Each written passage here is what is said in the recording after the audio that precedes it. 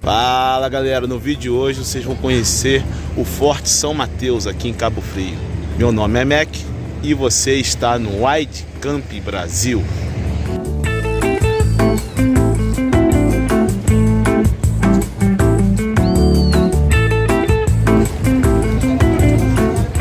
Começa a narrar então? Bora, partiu? Tu vai gravar também? É, tá aqui, ó. Ah, meu Deus do céu! Vai sair certo. Então vem, senhorita. Seu nome é? Também. Eu sou o servidor Papini, estou como diretor de departamento do Forte São Mateus. E é um prazer recepcioná-los. O nosso patrimônio, o Forte São Mateus, ele foi construído de 1616 a 1620. Portanto, a história que está a nos envolver nesse momento é uma história que passa dos seus 400 anos. Não é muito maneiro? Para ser mais específico, 406 anos. E vocês gostariam de saber o ponto alto da história nesse momento? Sim, lógico que não gostaria de saber. Então eu vou dizer, é claro que são vocês, que juntos, enquanto família, estão a fazer parte dessa história nesse momento, que é a história de todos nós em comum. Então é ou não é o ponto alto das nossas histórias nesse momento? É, com certeza. E com qual objetivo o Forte São Mateus, o nosso patrimônio, ele foi construído? Foi por ordem à época do então capitão-mor do Rio de Janeiro, chamado Constantino Menelau, com o intuito de rechaçar a presença que havia no nosso mar. Sabem de quê? Vou dar a dica, quem quero ver? A história, vai. Olhem a dica, ó. De quê? Presença de quê? Pirata? Foi bem na dica? Piratas, isso mesmo, acertou. Piratas e corsários.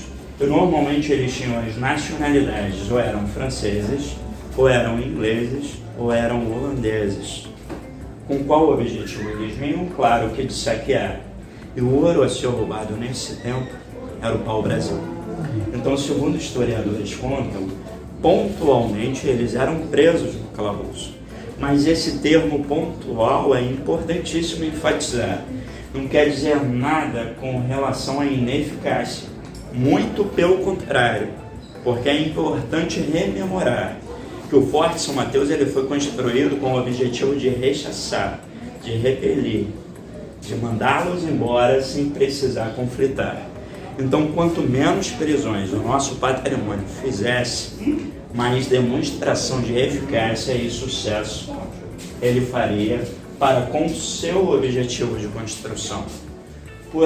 Portanto, empregando mais carinho ainda em minhas palavras, eu digo a vocês que, dado ao tempo em que ele foi construído, vocês, portanto, estão a visitar um patrimônio que é de vocês e que é um marco de pé do Brasil, colônia e União Ibérica, a contar a nossa história e a, principalmente, neste momento, a promover novas histórias em formas de lembranças que são as de vocês.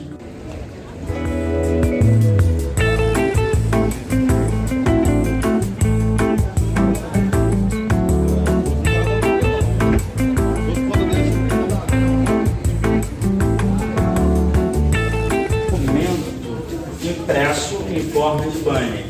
O que ele tem a nos contar? Está vendo que o título é o Grande Cabo Frio? O que é? A Capitania de Cabo Frio em 1615, com a anexação da Capitania de São Tomé em 1619, que juntas formam o Grande Cabo Frio.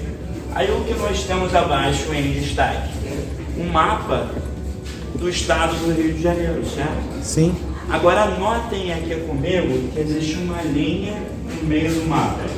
Tá bom? Dá até um zoom na linha que ela é bem aparadinha. Mas ó, uma linha no meio do mapa. O que essa linha quer nos contar?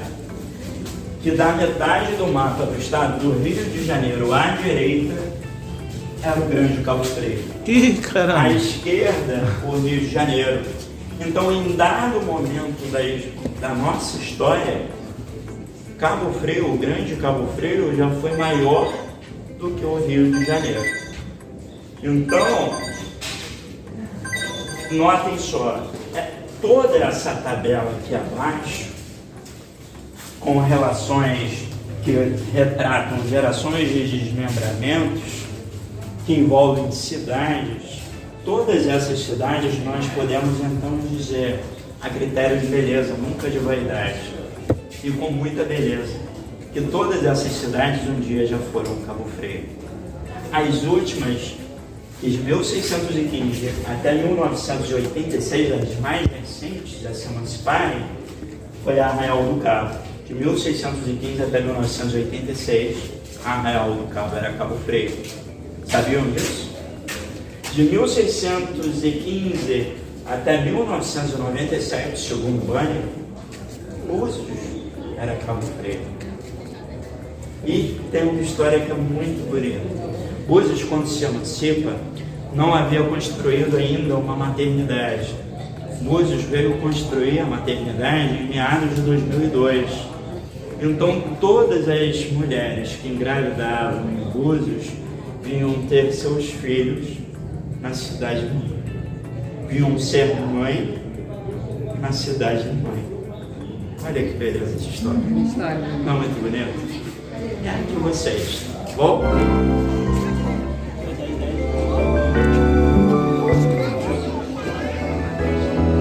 Segundo o professor Acioli Júnior e historiadores, a nossa cidade, portanto, é responsável por dar origem a 43 cidades do nosso estado, contando com a nossa 44. Considerando que o estado do Rio de Janeiro tem 92 municípios, podemos então dizer que sim, Cabo Frio é responsável por dar origem à metade das cidades do Rio de Janeiro.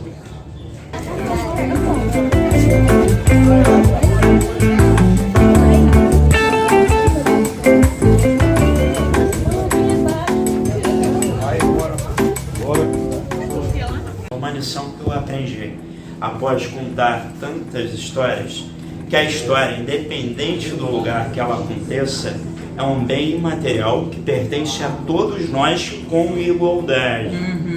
Porém, a mim, enquanto munícipe, eu tenho uma responsabilidade a mais, que é de contá-la.